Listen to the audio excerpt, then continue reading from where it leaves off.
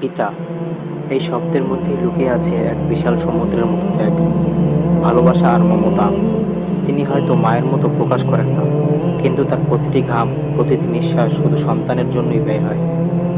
পিতা নিজে হাজার কষ্ট সয়ে জীবনের স্বপ্ন ত্যাগ করে সন্তানের স্বপ্নকে পূর্ণ করতে চান।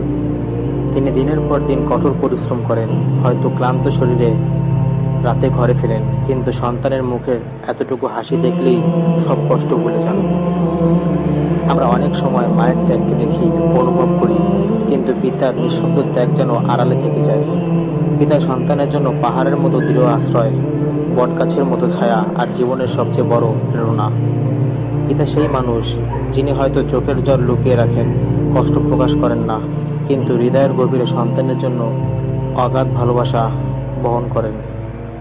সত্যি পৃথিবীতে পিতার মতো নিরাপদ আর মূল্যবান আর কিছুই নেই। তিনি না থাকলে বোঝা যায় জীবনের আসল ভরসার জায়গাটা কোথায় ছিল। তাই যতদিন পিতা বেঁচে আছেন, তাকে ভালোবাসা, সম্মান আর যত্ন দেওয়া আমাদের সবার দায়িত্ব।